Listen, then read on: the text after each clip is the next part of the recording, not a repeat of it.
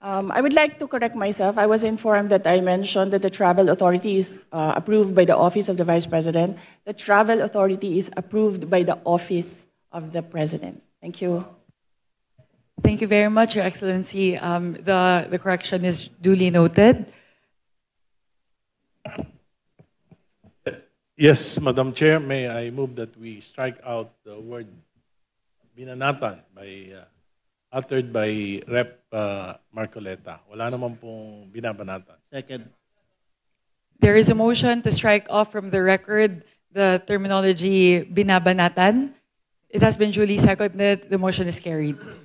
Madam Chair, just a 1-minute manifestation on the striking of the record. I have no objection. However, I just want to explain that in the previous debates, in the previous legislatures before us, in the interim Batasang Pambansa, when an assemblyman from the city of Manila was attacking the late president, there was a motion to strike off the record of what he discussed on the floor.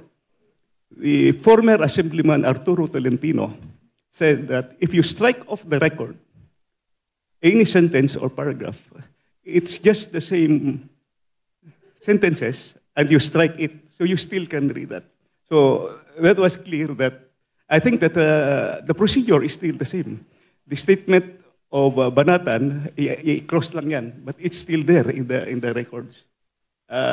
Sinabi ko lang yun because that was already clarified many years ago by former assemblyman who became Duly noted, late Senator Tolentino. this time we will use eraser.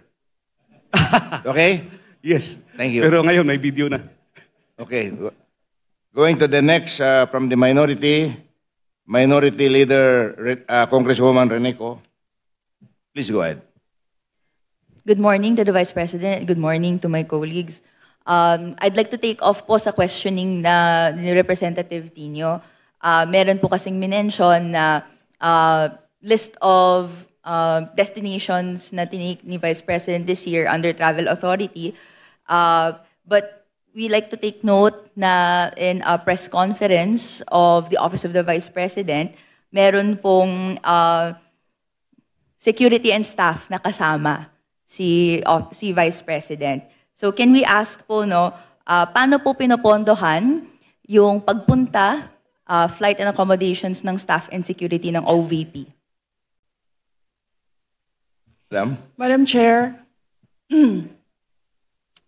may I be allowed to ask a question?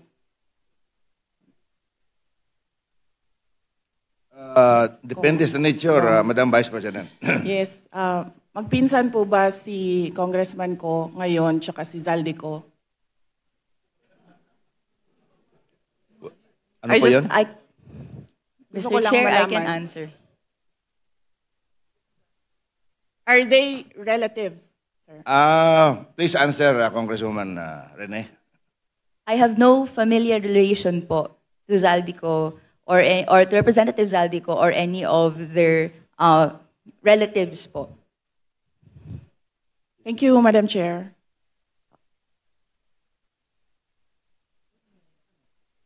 Let me just look for Please go ahead, ma'am. Look for the slide, sir.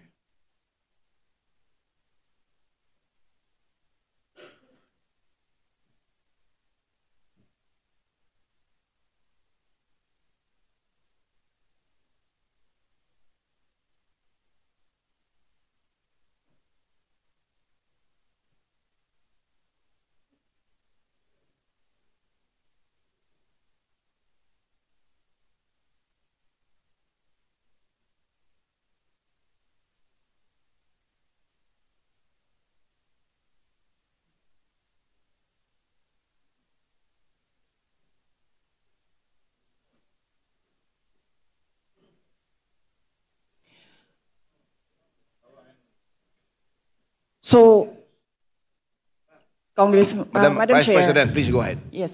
So, we are talking about international travels, as of July 31.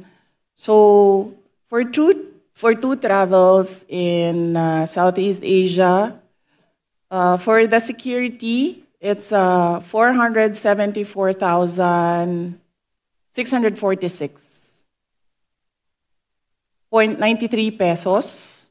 And for the OVP personnel, these are for 2 trips, 463,733.6 for a total of 938,379.99. For one trip to Australia, for the security, it's 438,383.26.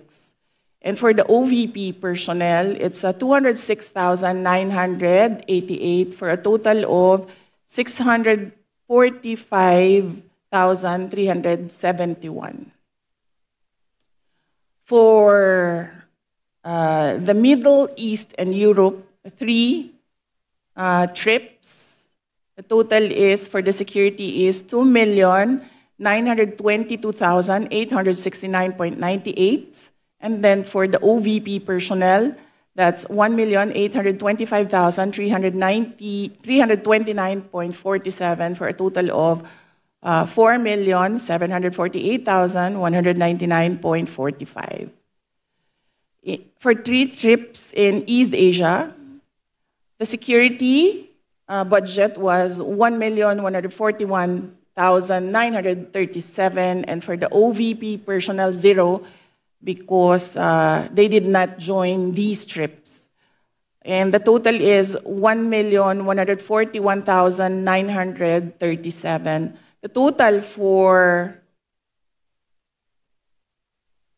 9 trips for both the security and OVP personnel is 7,473,887.70. Thank you, Madam Vice President. Congresswoman Ko. Mr. Chair, may we request a detailed copy of the report that the Vice President gave in relation po sa spending po ng security and staff for foreign trips abroad. We will request the Office of the Vice President to supply the committee with such record. Thank you, Madam. Yes, sir. Mr. Chair, I'd like to ask another follow-up question. Ilan po yung staff and security na dala po ng Office of the Vice President in these trips na funded po, na of this breakdown ng fund na binigay?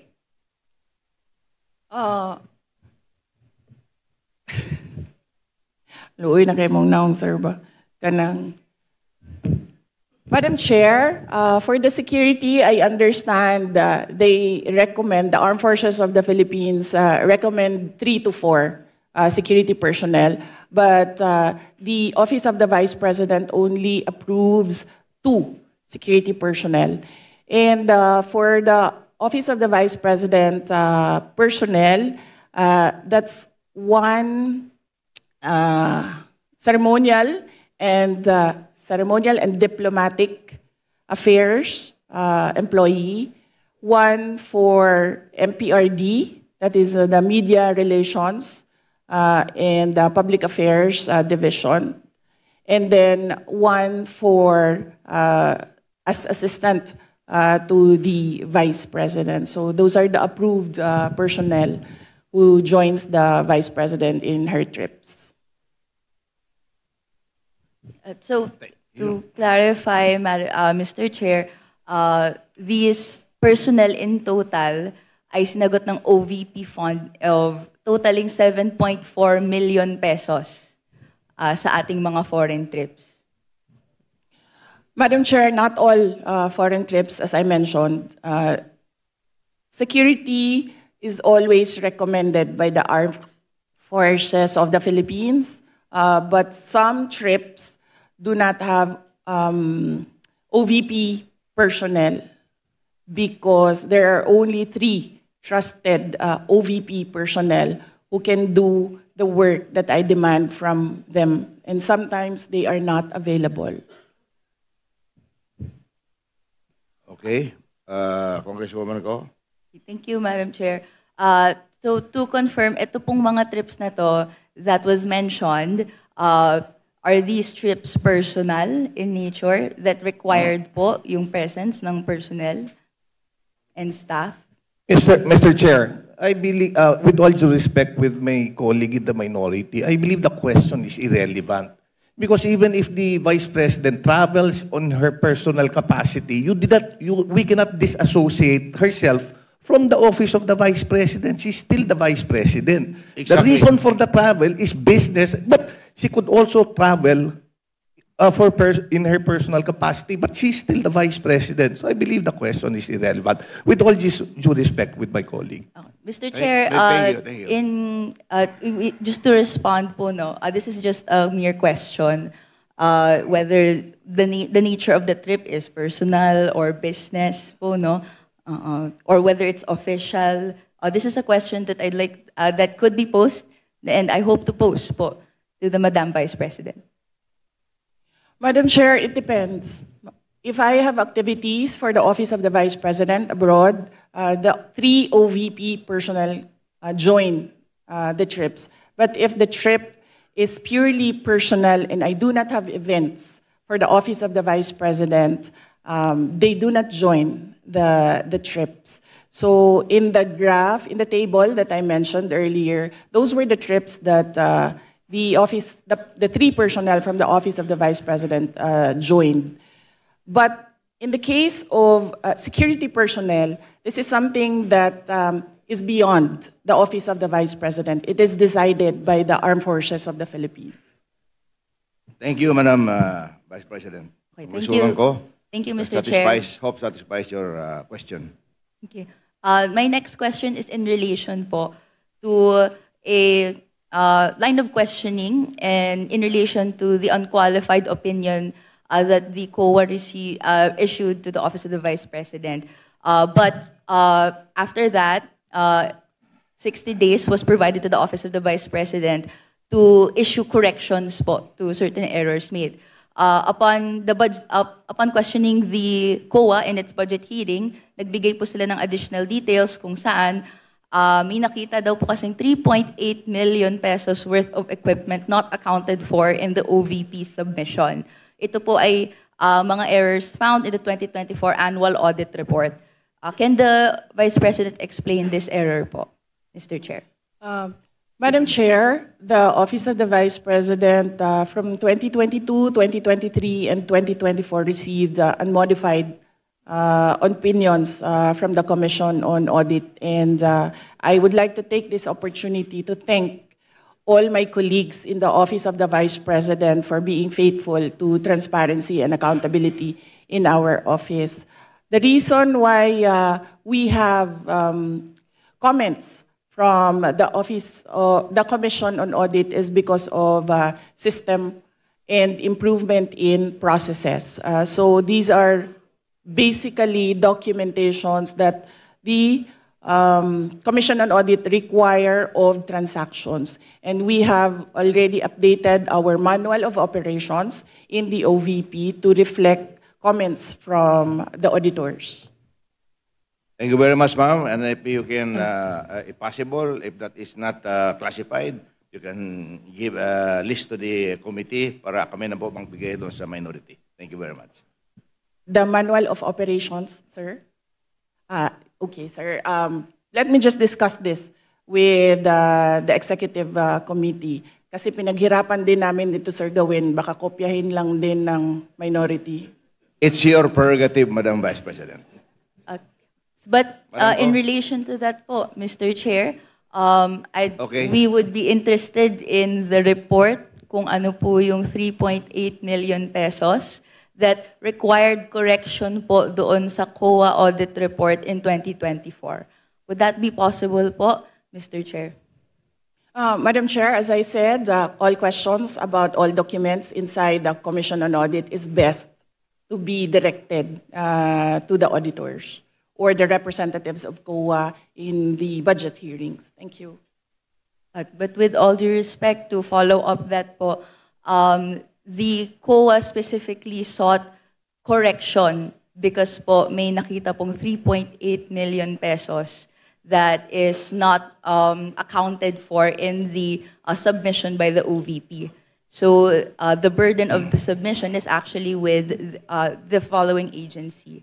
So which is why in the exercise of legislative oversight, we would like to be enlightened kung ano po yung error na po ito. And tama po, para maiwasan in the future, a report po on what it is would be appreciated. So, ang question ko po is, would that be possible po, Mr. Chair? Madam Chair, usually the Commission on Audit, the auditors review documents, and sometimes they do not see the attachments in the correct submissions. Sometimes the attachments that are required are found in other submissions and reports. And these attachments are required by auditors in every report. That is why right now we already have a checklist. If this is the process, if this is the project, there is a checklist on the attachments because auditors review the documents, and the auditors require the attachment of documents, and sometimes these documents are not attached to a specific report. So what we did, Madam Chair, is create a checklist and to improve the system. The personnel from the Office of the Vice President go through the checklist before they submit. Okay. Anything else, Congresswoman Ko? Just to clarify, therefore, dahil po naibigay yung explanation na yon, is the Office of the Vice President explaining that this is the explanation for that 3.8 million necessity for correction? This is the explanation why we have an unmodified opinion. Wala po silang nakitang nawawala. Nawawala po yung papel dahil naka-attach siya sa ibang document. At ang gusto ng COA ay specific yung mga dokumento na ina-attach per submission. In the interest of time, ako na lang mag-volunteer niyan na Congresswoman Ko. Hingin ko sa COA yung detalya ng 3.8 kung gusto mo. I promise to give it to you in the least possible time. Thank you very much. Thank you very much for that response. My next question would be in relation po, we're asking this question po, Mr. Chair, dahil kung may necessity for correction for this 2024 audit report, and then meron pong other audit reports in the past that have found that there are deficiencies and delays, gusto nating hindi na po mangyari siya. Can I ask the Mr. Chair, what assurance do the people have na sumusunod na ngayon ang Office of the Vice President sa guidelines on disbursement and other proper fiscal procedures, given that there were reports last year that hindi po ito na sunod po according to procurement guidelines po? Mr. Chair, again, with all due respect with my colleague, the Office of the Vice President review an unmodified Order, please. You're not acknowledged. Please wait to be acknowledged by the chair. We'll let the Is that the last question, Madam Vice President? We'll let the Madam Vice you have the President option to respond. Respond or not? My apologies, Vice Chair Pepito Alvarez. May I request for an orderly conduct of the hearing for the members to please wait to be acknowledged by the chair before you make a statement. Thank you very much. The floor is now with the Vice President to respond to the question of Representative Ko. Yes, Madam Chair, as I said earlier, I don't know if everyone heard it, every time we receive a comment from an auditor, we update our manual of operations.